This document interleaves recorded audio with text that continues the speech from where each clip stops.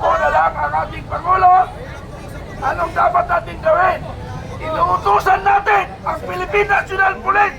Arestuhin ang ating bangag na presidente. Arestuhin ang ating presidente na magnanakaw. Payag ba kayo? Payag ba kayo? Arestuhin natin ang ating Pangulo. Arestuhin! Arestuhin! Arestuhin ang adik! Arestuhin ang adik! Arestuhin ang magnanakaw! Lahat ng magnanakaw, arestuhin natin! Kinakailangan lang natin ang sapat ng bilang para arestuhin natin ang mga samantala sa kaban ng bayan. Pero bago lahat mo namin, nanawagan ako yung mga kasama natin na pumunta doon sa monument.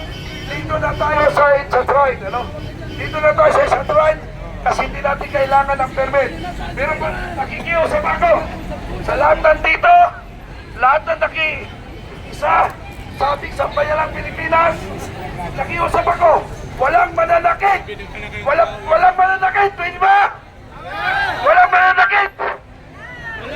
Protektahan natin ang PNP! Mabuhay ang Philippine National Police! Mabuhay! Mabuhay ang Philippine Armed Forces of the Philippines! Mabuhay! Mabuhay ang PNP! Mabuhay! Mabuhay ang Forces of the Philippines! Mabuhay! Sila ang ating protector! Kaya hindi natin sila kaaway! Sila ay kakampi natin! Ngunit, ang legal na sinasabi ng Presidente, ayaw po bumitiw. Kaya doon pa rin sila sumusunod. Pero darating tayo dyan! Darating tayo na tayo, taong bayan, ang kanilang pakikinggan. Pwede ba? Pwede! So, okay, maraming pagkain na darating. Contract na pagkain ay darating. Kaya huwag kayo magalala. Nanawagan ako sa mga bahay na nanonood ngayon. Pumunta na kayo dito para ipakita natin ang tapang malasakit ng ating kababayang Pilipino. Halin na kayo! Doon ako nagalala, Colonel Letran, doon ako nagalala. Dahil sa daming gutom na Pilipino, ang iyong imbitasyon baka dito yan mamaya magapunan. Sagot yan ng ating mga kasamahan! Oh! Truck! Pumunta na kayo dito! Dahil yung Robinson, magpapakain sa atin mamaya! Kaya lang may bayan. Okay, maraming salamat. Mamaya ako magsasalita. Maraming salamat sa mga babae, sa mga Pilipino na nakiisa sa ating pinaglalaban, laban ng ating karapalan na dapat ang ating Pangulo ay dapat arestuhin. Maraming salamat. Magandang hapon sa ilan. Marcos Rizal! Aristuhin! Aristuhin! Aristuhin, Nicolong! Marcos Rizal! Aristuhin! Nicolong! Marcos Rizal! Aristuhin! Nicolong! Marcos Rizal! Aristuhin! Nicolong! Sa Selda 13! Marcos Rizal! Aristuhin! Nicolong! Sa Selda 13!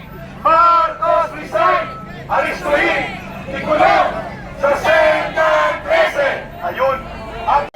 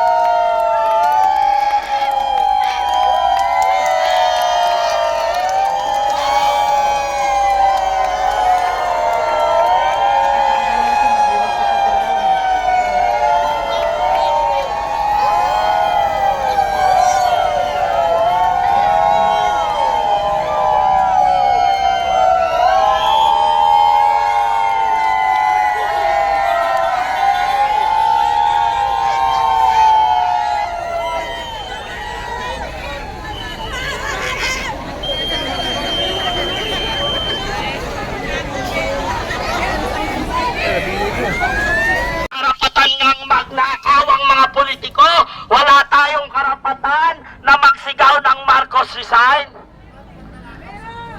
Ang dapat po, mga kapulisan, gampanan po natin ang ating tungkulin. Yes, sinasaluduhan ko po kayo. Ginagampanan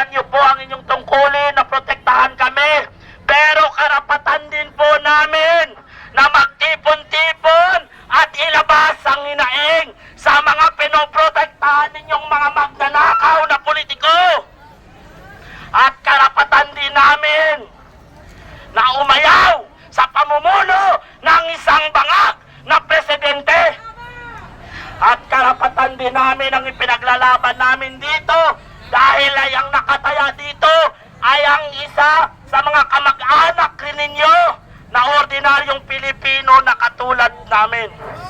Tandaan po ninyo sa ating mga kasamahan na kapulisan dyan, kayo po ang sumasalo ng galit ng ordinaryong Pilipino habang yung mga boss ninyo na nag-utos sa inyo ang sarap ng upo doon sa office, naka-aircon, nakataas pa ang paa. Tama!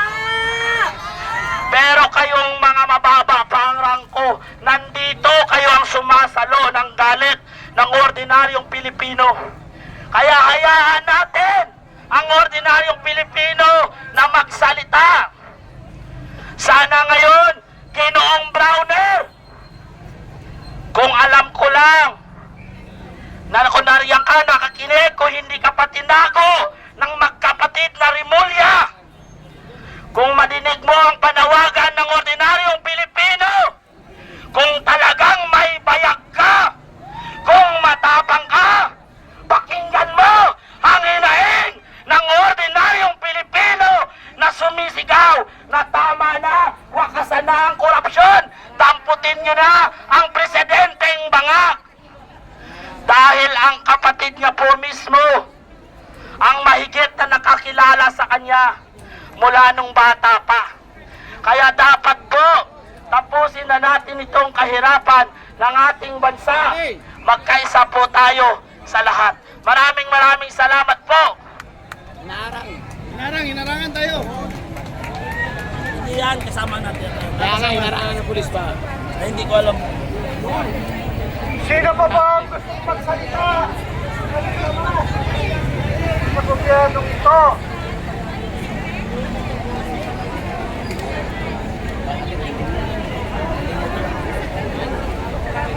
Ay, maraming salamat po sa mga guardian.